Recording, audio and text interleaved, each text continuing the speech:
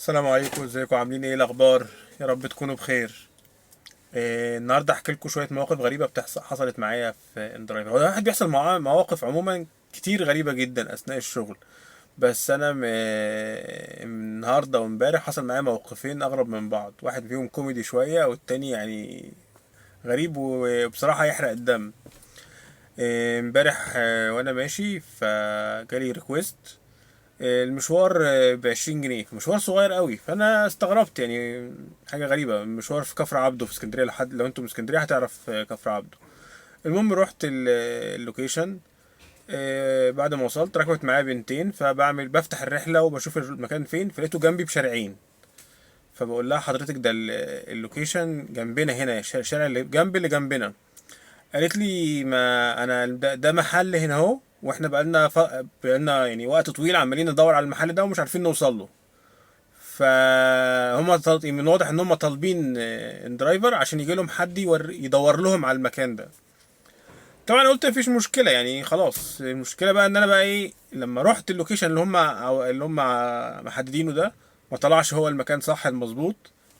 وقعدت ادور لهم على المطعم دوت ولغايه ما وصلنا. بس كان موقف غريب يعني، انت بتطلب اوبر او درايفر عشان حد يجي لك عشان يدور لك على المكان. يعني خير. الموقف بقى التاني ده حصل النهارده الصبح. وللاسف المواقف دي بتتكرر كتير بسبب ان الناس او الابلكيشن مش بيحدد اللوكيشن مظبوط. يعني ممكن تكتب له مثلا مدينة فيصل عندنا في اسكندرية، يجيب لك اقرب مثلا فرع البنك فيصل جنبك. وطبعا هما للاسف في عملاء كتير ما بتبصش بدقة اللوكيشن ده محطوط فين، وبيبعت الرحلة وخلاص. فالعميلة كان اللي حصل بردك النهارده كده حاجة زي كده، ان هي كاتبة مدينة فيصل. المشوار كان اللوكيشن اللي هي محدداه بيني وبينه 3 ساعات. سوري، بيني وبينه 3 كيلو. فانا بدات الرحله ببص على اللوكيشن اللي متحدد، قلت لها ده حضرتك اللوكيشن جنبنا، بس بيننا وبينه 3 كيلو. المكان اللي انت بتقولي عاوزه تروحيه دوت بيننا وبينه 10 كيلو، فمسافه طبعا فرق كبير قوي. لو كان المسافه كانت يعني الفرق مش كبير كنت كبرت دماغي وقلت لها، شرحت لها وخلاص. لكن لما يكون فرق كبير كده طبعا لازم اوضح لها مشوار يعني 3 كيلو مش زي مشوار 10 كيلو.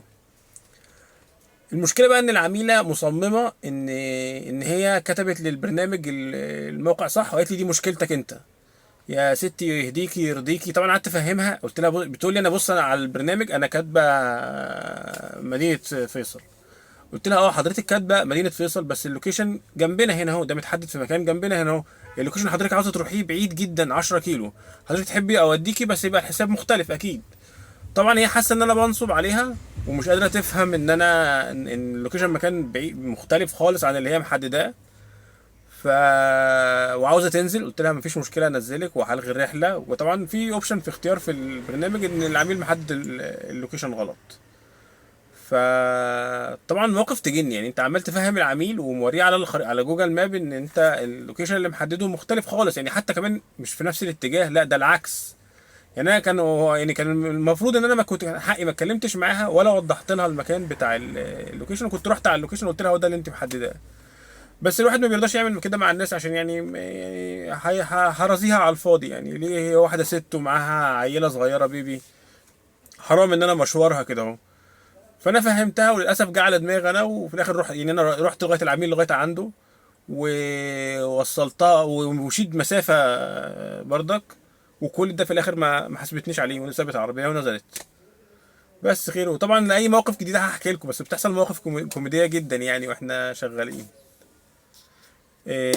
ما تنسوش لايك وشير للقناه، وعاوزين نكبر القناه عشان تتفعل.